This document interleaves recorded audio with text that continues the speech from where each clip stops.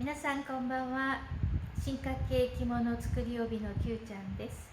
今日はベトナムの旅ソックス、旅カバーをご紹介したいと思います。旅ソックスとか旅カバーとして売られているものではなくて、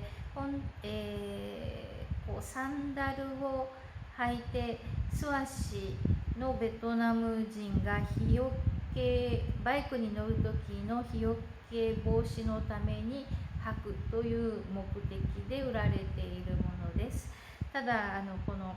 旅カバーの方はだんだん商品が、少なくなってきているので、今後なくなる可能性が高い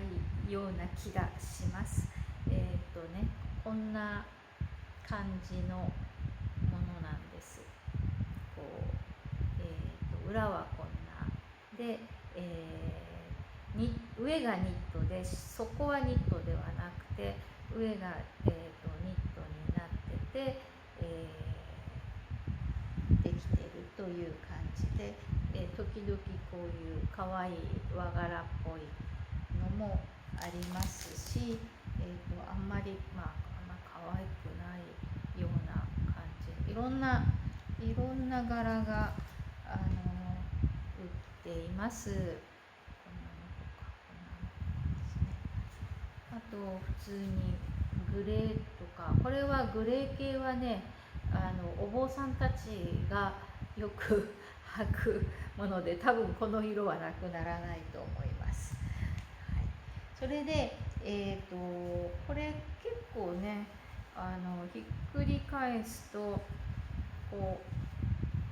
う簡単に割と簡単に縫ってあるって感じがして、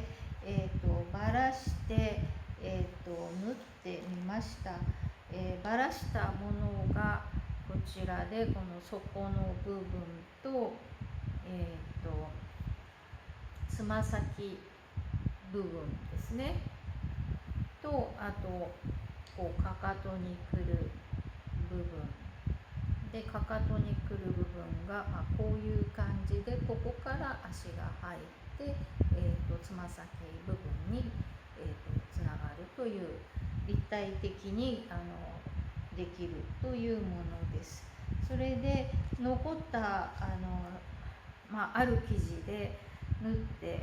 同じサイズで縫ってみましたら、結構ちゃんとできましたちょっときれいに縫い方は今一つですけれども、私は甲が高いので、サンプルよりもここをちょっと離して、縫ったら割とこう本当にスッと履きやすいものが出来上がりました。それで、この裏を見てみる、この裁断を見ると、ただこう本当に普通にこう切ったのに切り込みを入れてるだけっていうものなんですよね。指のところは立体的になってないけれども、ちゃんと履くとニットでちゃんとなるというようなものなので、普通のソックスに、切り込みをこう入れて縫ってみましたら、ちゃんと旅ソックスになりました。ちょっと見えますでしょうか。こんな感じです。すいません、カメラの手が。こんなしょうもないことをして遊んでみました。普通のソックスも旅ソックスに割と簡単に、本当にここをこういう風に縫うだけ、切り込み入れて縫うだけで旅ソックスになるという発見がありました。あと、お気に入りの生地があって旅ソックスにしたいっていう時は、こう立体的に3つのパーツがあれば、できます。はい、